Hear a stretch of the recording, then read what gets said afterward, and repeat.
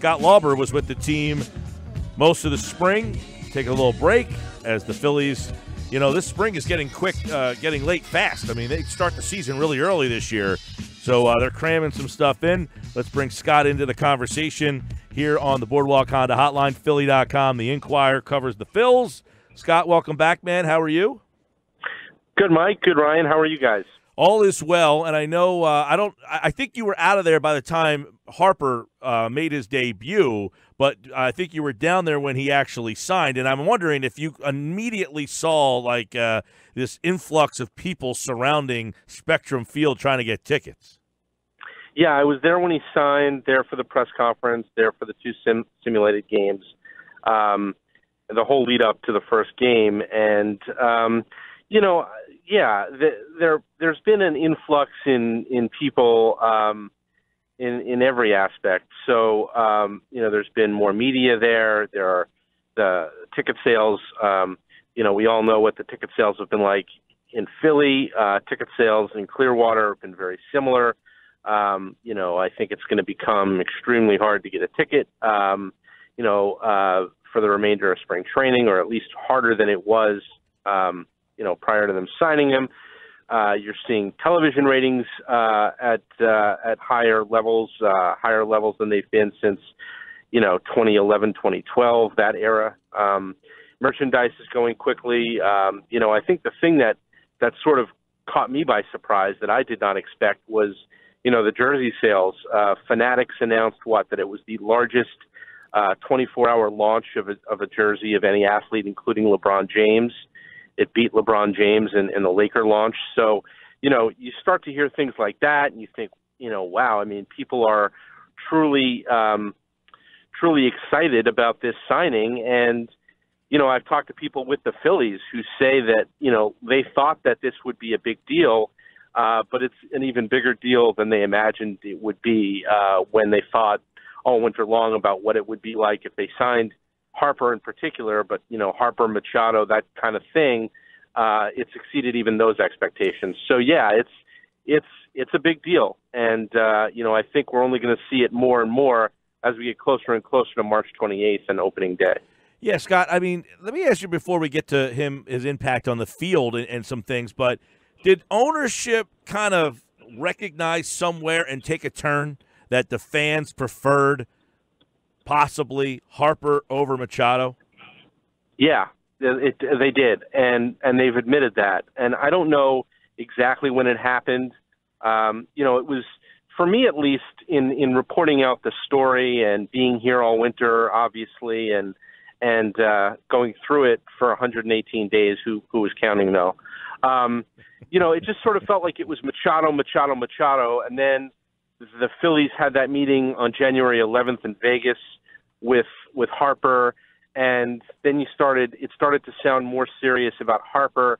Then there was even a time, I think, as spring training got closer, where maybe it felt like it was swinging back toward Machado again.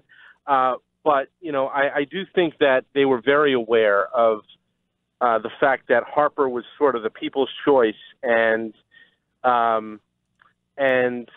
I think that there was an awareness on the part of ownership and the front office that if they went and signed Machado while Harper was still available, that it wasn't going to sit well with people. And I don't think that was anything close to the deciding factor in why they pursued Machado instead. But I do think that it was a factor. And, I think we all kind of knew as this thing played out that that Machado was going to go first. I don't think Boris was ever going to let Harper sign before Machado. And so, that was going to be the thing. If you signed Machado, it was going to be with Harper still out there. And I think that they had a sense that wasn't going to sit well with people. So if Harper had gone first and he'd gone somewhere else, and then the Phillies had signed Machado, I think fans would have been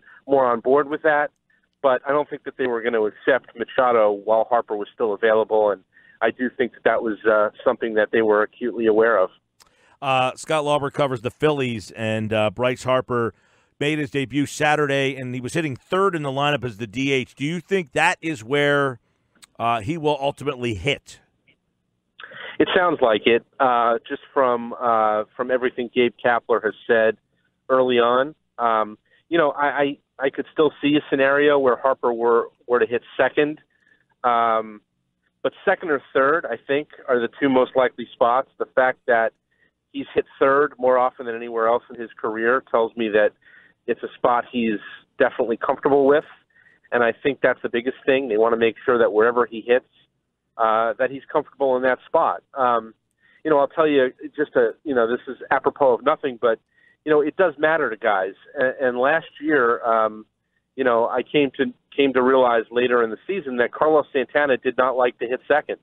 A lot of people wondered why Santana was batting fourth and Hoskins second for a lot of the year, and it was because Santana just wasn't comfortable in the two-hole and was much more comfortable in other spots. And so, I do think that it's important with not only Harper but with everyone to be sort of sensitive about where they might feel best if they have a preference. And, we know from the fact that he's hit third as often as he has in his career that it's a spot that he feels comfortable in. So, I could certainly see certainly all signs point to batting third, but, I could see a scenario where he'd bat second as well. And the fact that he's a left-handed hitter and he's surrounded in the lineup by righties, especially at the top, tells me he could hit either second or third. Scott, last season there was a lot of focus and attention on Gabe Kapler. We talked about him a lot on this show, and last year's team played pretty well, but a lot of the focus and the debates and the quote-unquote controversy was Gabe Kapler related. So this year with this, with this new lineup with different players in the clubhouse, obviously Bryce Harper, how do you see that dynamic playing out? With obviously Gabe Kapler and Bryce Harper, that relationship, and just the expectations and the strategy that Gabe Kapler is going to use throughout the season. Well, I personally am just as intrigued with watching Gabe Kapler this year as I was last year. For different reasons. Look, this year you hit on it. Expectations are a lot higher than they were last year, and he has a much different lineup. He has a lineup this year where 7 guys easily are everyday guys. Guys who you're going to pencil in and say if everything goes right and there aren't injuries and whatnot, that you've got 7 guys or so who are going to play 150 plus games. So I think there's going to be a whole lot less mixing and matching of lineups and some of the things we saw last year, which he did out of necessity as much as anything else. People wondered why all the different configurations, and some of it was that it was just the kind of team they had. And I'm not going to tell you that Gabe Kapler is all of a sudden going to become a conventional manager. I think that there are still going to be things he does that are sort of, I call it progressive. Some people say it's not by the book. It just raises some eyebrows, and there's still going to be some of that. But it's a much different group that he has this year than he had last year, and I think he's going to be able to be a whole lot more conventional with his lineups and his everyday guys. But I'm still going to certainly be on the lookout for kind of, he's the sort of manager who I think would. Likes to find an edge wherever he can, whether it's, bucking a particular trend or doing something that's against the grain. And we'll sort of see how that plays with a more veteran team and a team that's filled with everyday guys. And that includes Harper. I think that's the other thing. Harper played for a lot of managers in Washington for one reason or another. And, so I think that we're all going to be watching that relationship, that Harper-Kapler relationship evolve and sort of how does that work? And it's interesting. Harper said the other day, he was asked, I think, about his impressions of Kapler from across the field last year, and he made a comment like, you see all the different lineups that they went through and some of the different things they did, and you thought to yourself, well, what's this guy all about? Like, or how do guys like playing for this guy? But Harper says that everything's been positive since they've really gotten to know one another. I heard they hit it off pretty well in Vegas back in January when the Phillies contingent went out there.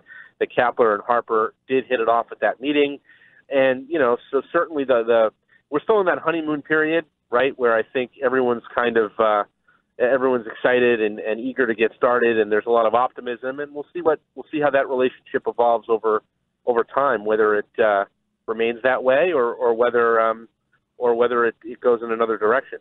Scott Lauber covers the Phillies, and any questions that still need to be answered for you down there, or do you think that things after this signing have kind of fallen into place?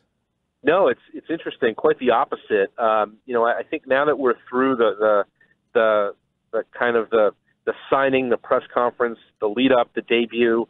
I mean, Harper is still going to receive and command the most attention of any storyline in camp, but now that all the dust is settled a little bit, I think you can look around and go, okay, what's going on with Odubel Herrera?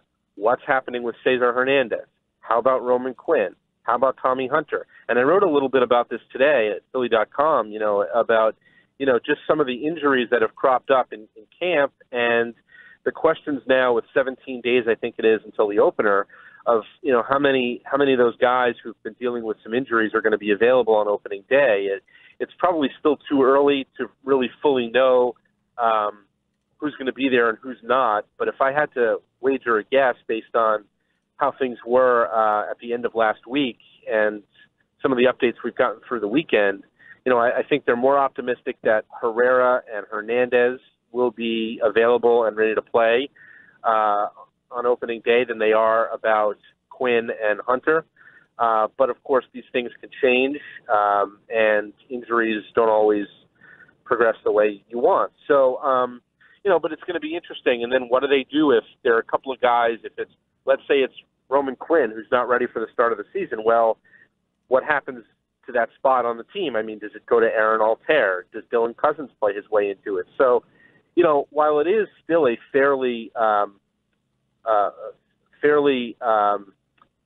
set roster with not a whole lot of competition for open spots, these injuries do create some questions. And if Cesar Hernandez should have a setback, who plays second base? So I don't think there's going to be any shortage of non-Harper storylines over the last 2.5 weeks of camp that are going to be worth following in the lead up to opening day.